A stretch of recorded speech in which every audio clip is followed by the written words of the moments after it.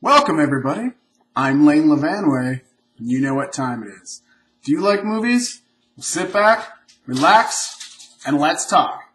Birdman, or The Unexpected Virtue of Ignorance.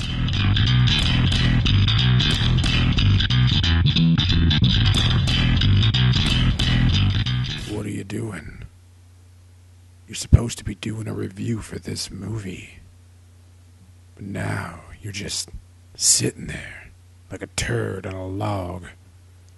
You used to be somebody, man. Get up there, look at the camera, and start talking. The people are here for your review. Be the man. Be what you once were. What we were. Alright guys, Birdman! Finally! I've been waiting so long for it. Now this movie was directed by Alejandro Iñárritu, I think. I'm not quite sure. I know that's who directed it. I'm not quite sure about my pronunciation of his last name. Now I've been extremely excited for this movie ever since I started seeing trailers for it a while ago when I go see movies, and I was like, oh, Michael Keaton, I love Michael Keaton. And I was just like, that looks great. And it's totally clearly some kind of making fun a little bit of Batman from him doing Batman and the Birdman. And it just looked cool. I didn't know what it was about really because the trailers were kind of vague about that, but it looked fantastical and amazing. And I wanted to see it. And it finally came to where I live. I live in Nevada, northern Nevada, not Vegas. And so we didn't get it for a while, but it finally came. I'm super excited to talk about it, and so let's do it. I'm thrilled. Ta-da! So one of the things I really loved about this movie was just, I guess you'd call it the cinematography. Now, I've told you guys before, I'm a regular Joe. I'm not like a movie film guy who went to school or who studied film. I'm a regular guy who just likes watching movies, and I love talking to my friends about movies, and so that's what we've got going here. So I believe it would be the cinematography. And the way that they made the entire movie look like one single shot. Now, I already actually heard this going in, but to watch it is something to behold. It really pulls you into the movie. It makes you feel like you're right there, like eavesdropping on these conversations. Or maybe you're Michael Keaton's assistant as you follow him around and you get to sort of just be a part of all the conversations. You know, someone's walking, the camera's moving, and then it sort of drifts off to follow another character, and you just begin that conversation. Now, knowing that this was part of the movie, there were moments that I thought, that could have been a cut. Because the movie isn't really one continuous shot. It's just the illusion to create that. So there were moments when I thought, oh, the camera panned there, and it was dark for like half a second. To me, that would be a good spot that you could cut. And then just and then when you start up again, you pan the camera again through some that darkness for a second and into whatever the new scene is. And then you keep things rolling. But I couldn't tell that was what was happening.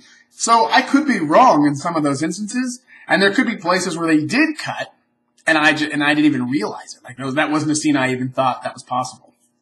So that right off the bat is really amazing. It was done very well. And like I said, it really drew me in. Okay, so Michael Keaton plays a character named Riggan Thomson, who was huge, a big movie star back in the day for playing a character called Birdman, but he had turned down, I think, the third or fourth movie in the franchise, and he didn't want to do it. And so now it's been, it's 25 years later, and he's sort of not really relevant anymore.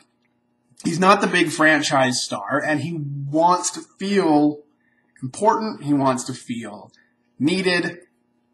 And so he's putting on a play on Broadway. Now, all kinds of things are going wrong with the play. He's trying to get to opening night. You're watching this movie as he's building towards opening night. And there's people having breakdowns, actors who are getting injured, problems with critics, and having and getting a new actor in who's got sort of his own take on how things should go.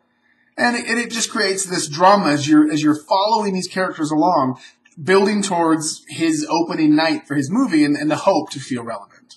Everybody in this movie, as far as I'm concerned, gave amazing performances. You've got Michael Keaton, Emma Stone plays his daughter, who's in rehab, or who recently out of rehab. You've got Zack Galifianakis as his lawyer and is also helping him to stage and run this play. You've got Edward Norton, who is the actor who comes in to replace the other actor who was injured and take over the role. And he's sort of a big deal on Broadway, but he has his own style of doing things that is very conflicting. He likes things to be very real and very coarse to make things click on stage for him, because for him on stage is real. And so there's some conflict between Michael Keaton's character and Edward Norton's character that is both at times funny and disturbing.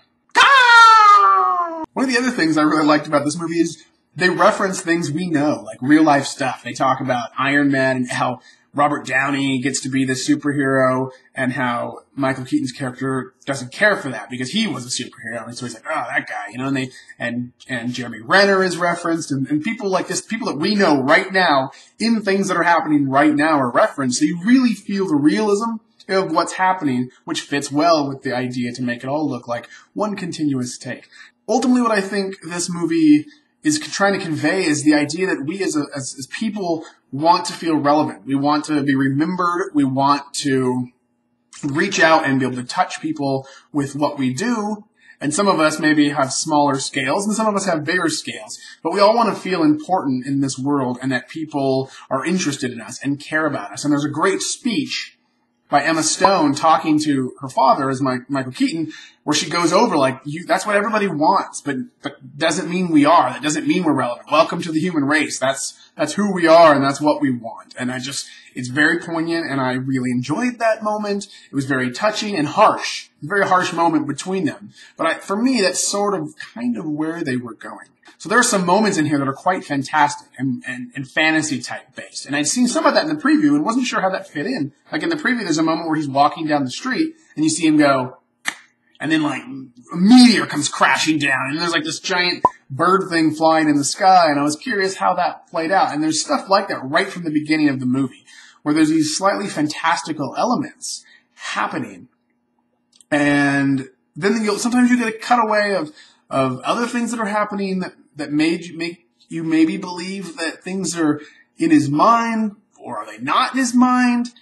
It's very interesting as you go through it, trying to determine like what some of the reality of what might actually be happening. So this is a must buy for me. As soon as it comes out on Blu-ray, I am buying this movie. I give this movie a 2 thumbs up. I highly recommend it. By now, it's probably in your area. It's probably been mass released, and if it is, you need to see this. It is an amazing movie. Michael Keaton, like I said, is fantastic. Everybody in this movie is fantastic.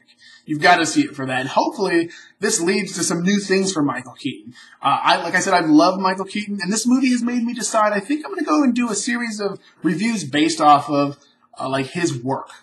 And I recently watched Multiplicity again, which was a movie back in the 90s that I loved, or maybe it was the early 2000s. I think it's 90s. And so I really enjoyed watching it again. And so I think I'm going to go through and start watching his biography of work, and then we'll start putting videos up, and we can talk about those older Michael Keaton movies. So like I said, 2 thumbs up. Highly recommend. This is a great movie that talks about sort of the human condition of wanting to feel needed and wanted and feel important, and what that can drive some of us to do or become to try to achieve that. And of course, in modern day, we've got Facebook, Twitter, Instagram, and YouTube right here, right? So all these things where we put ourselves out there and we want people to see us, to know we exist, and to give us that attention.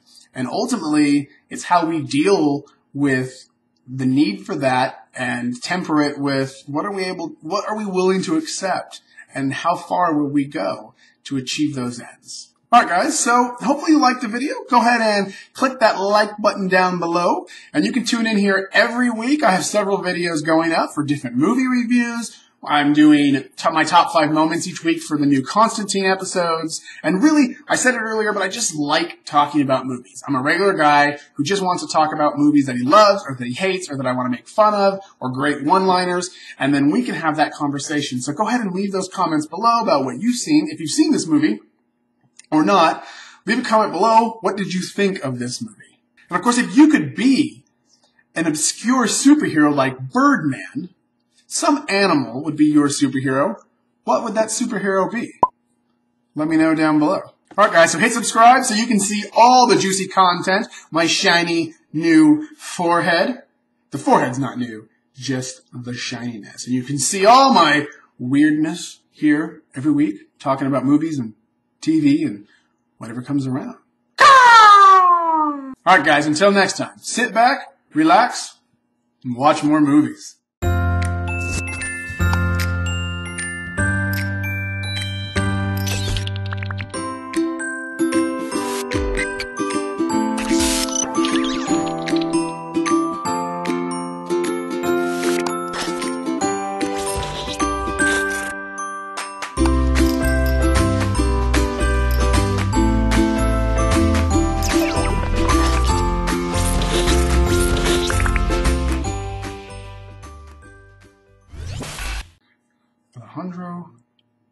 Alejandro, Iñárritu.